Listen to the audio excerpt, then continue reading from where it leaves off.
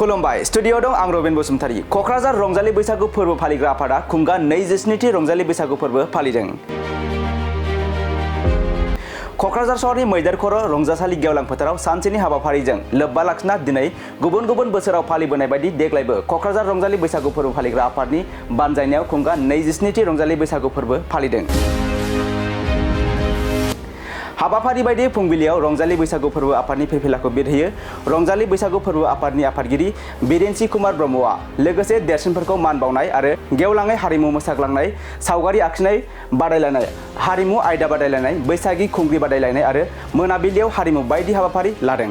बिथांमोननिसिम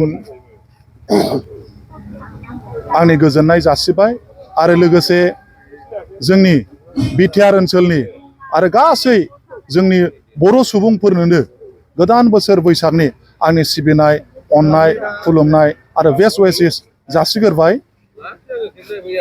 जोंनि क'क्राझार नोगोरनि नैबे रंजासालि होननायनि बिखायाव जोंनि क'क्राझार रंजालि बैसागु फोरबो खुंफुंनाय एबा 27थि खेब जोंनि बे रंजालि बैसागु फोरबोखौ जोङो बाहाय सानसेनि मेहेरगोनां हाबाफारिनि गेजेरजों जोङो दा बेखौ खुंफुंगासिनो दङ। जाहा एसे आगोलाव फिरफिला बिरहोनाय हाबाफारिया जानानै थांबाय। बे हाबाफारिनि गुबै थांखियानो जाहैबाय जोंनि बर' हारिनि जोंनि खननाय, दामनाय देनाय, मोसानायखौ जोङो मारैहाय गुवार आरो गोजौ लेभेलाव जोङो लांनो हायो।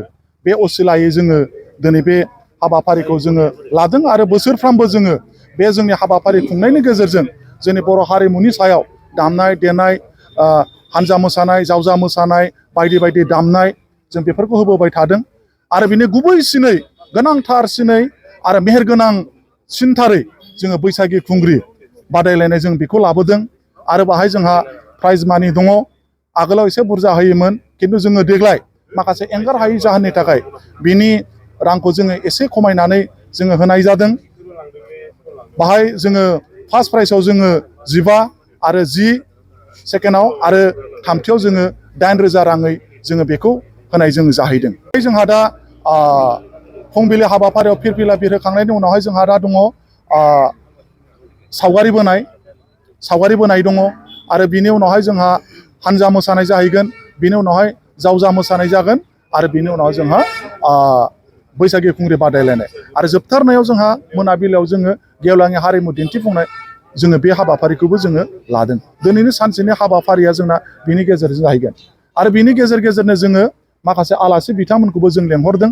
जोङो नै दसे समनि उनाव जोंहा जौसां बेखेवनाय हाबाफारि दङ आरो बे जौसां बेखेवनाय हाबाफारियाव जोंहा मानगोनां आगोलनि बारग' मन्त्रि मानगोनां प्रमिलारानि ब्रह्म मेदामखौ जोङो लादों। आरो बिनि उनाव जोंहा गोबां लेंहरजाखानाय आलासि दङ, जेरै जोंनि रन्जित बसुमतारी बिथाङाबो दङ आरो बिनि उनाव बान्था राननाय हाबाफारि दङ आरो बिनि उनावहाय गोबां हाबाफारिनि गेजेरजों बिदिनो नायै नायै जोङो साफा साफा जोङो जोंनि माखासे बर'नि दैदेनगिरिफोरखौ जोङो लाबोदों। प्रतिमा बिथाङाबो दङ आरो जोंहा बान्था राननायाव जोंहा MLA मानगोनां लरेन्स इस्लारि बिथां दङ, दुलाराय बर' हारिमु आफादनि मानगोनां जेनेरेल सेक्रेटारि बिथांबो दङ आरो लोगोसे जोंहा जोंनि बे ओनसोलनि मानगोनां बिथांमोन दङ, जेरै आदा सर्बेस्वर, आदा सारदा, आदा भुबनेस्वर, दाजेन ब्रह्म। जोङो बिथांमोनखौ जोंनि बे दिनैनि मान बान्था होनाय माबायावहाय जोङो बिथांमोनखौनो आलासि हिसाबै जोङो लिंहरदों। बेखौ जोंनि क'क्राझार दख'रानि सिङाव थानाय जोंनि गासै 27था गामि बेखौ लोगो नांनानै जोङो खुंनाय जायो। दा जोङो गिबियाव गामि थांनानै जों बेखौ खुंदोंमोन जोंनि दख'रानि सिङावनो गामि आरो बेखौ गामि खुंनायनि ओंथियानो बेनो जाहैबाय जोंनि गेजेरजों एवारनेस लाबोनाय। दा बबेबा गामियाव दामग्रा गैया, खनग्रा दं, बबेबा गामियाव मोसाग्रा दं, दामग्रा गैया, बबेबा गामियाव मोसाग्रा दं, मेथाइ खनग्रा गैया। दा बेफोरखौनो जों थांलायनानैहाय ज' जों माब्रैबा बोखांनो हायो, माब्रैबा जों लाबोनो हायो, जों बेखौहाय लानानै जों गामि जों गिदिंदोंमोन। बे 27थि खेब जाबाय। 22 खेबा थांबाय, 27 खेबखौ जोङो दा दिनै बाहाय रंजासालिनि गेवलां फोथाराव जोङो खुंफुंगासिनो दङ। जोङो बे जोंनि बैसागो खुंफुंनायखौ आगुथाराव गोदो जिहेथु जोंनि बे क'क्राझार बासिफ्रा जोङो जयैनो खुंनाय जायोमोन। जयैनो माने बाहाय हारसा बर' होननाय गैयामोन, खुनु डिफारेन्स गैयामोन। जोङो बेखौ जयैनो खुङोमोन हारसाफोरजों लाफानानै। आरो बेनि खुंनाय जायगाया मोनसे जायगायावल'मोन। बेनो जाबाय दा क'क्राझार माल्टिपार्पास हायार सेकेन्डारि स्कुलनि गेवलां फोथाराव जों बेखौ खुंबोबाय थायोमोन। दा बिनि बैसोआ बुंनो थाङोब्ला 67 बोसोर जाबाय बेखौ हारसा बर' खुंनाया।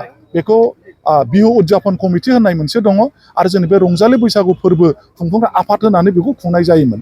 बेखौ जथाय खुंनाया 67 बोसोर बियो जाबाय। खिन्थु जों माखासे एंगार हायै जाहोननि थाखाय जोङो नैबाय जोङो बर' गोजायै जोङो गावनानै खुंनाय जादों। बेनो जाहैबाय बिथांमोनहा खुङोमोन संक्रान्ति एबा बैसागनि 1-2 बेखौ खुङोमोन। नाथाय जोंहा बेखौ 1-2 खुंनायाव जोंहा टेकनिकेलि गोबां उसुबिदा दङमोन।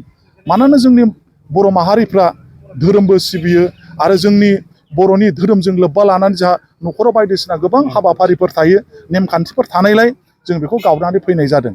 जेरै जोंहा फुङावनो जोङो बाथौफोरखौ लिरस्राबनानै लिरै दुगैयै दै लोबै फुजा होयो। लोगोसे गोथां गोथै जों बेफोरखौबो गोसोखांनानै बै समाव बावनाय जायो। दा बेफोरनि जाहोनावनो जोङो बेनिफ्राय गावनानै आलादायै जोङो खुंनाय जादों। मोनसे गोजोनथाव खौरां, क'क्राझार सहरनि जेडि रडजों नांजाबनाय सुदेमपुरि गांजेमा बाजाराव थानाय आइ आफा मेड लाइफ बिएम हस्पिटालाव बेराम सोखानो हानायनि गोबां खाबुफोर दं। जेरै नोंथाङा आइ आफा मेड लाइफ बिएम हस्पिटालाव गासै समावनो इमार्जेन्सि डक्टर्सफोरखौ एभेलेबल मोननो हागोन। आरो बेयाव medical laboratory, pharmacy, paediatrics, medicine, gynaecology, radiologist, surgery, dental, cardiology, gastroenterology, urology, dental x-ray, play area, x-ray, sonography, अटि, थामहिनबा अपारेटिं थियेटार, आइसिइउ आरो एनआइसिइउ, पिआइसिइउफोरनि डक्टरफोरा एभेलेबल दं। लोगोसे normal delivery, C sections, gall bladder stone, kidney stone, appendix आरो हार्नियाफोर बेराम जानायफोरखौ operation खालामनायनिबो सुबिदा दं। आइ आफा मेड लाइफ बिएम हस्पिटालाव सप्ताफ्रोमबो फार्मासिजों लोगोसे लेबरेटरि आरो सप्ताफ्रोमबो इमार्जेन्सि सार्भिसजों लोगोसे 24 घन्टा जेब्लायबो खुलायै थागोन आरो बेयाव लांलाय लाबोलाय खालामनो थाखाय एम्बुलेन्सनि सार्भिसबो थागोन। बेनिखायनो ओनसोलनि सुबुंफोरा बेराम आजारफोरजों भुगिनानै दंब्ला क'क्राझार सहरनि आइ आफा मेड लाइफ बिएम हस्पिटालाव फाहामथाय लाफैनो हागोन। लोगोसे नोंथाङा 9101655430 एबा 8822688026 बे जानबुं नम्बरनि गेजेरजों थोंजों कल खालामना आबुङै खौरां लाहरनो हागोन।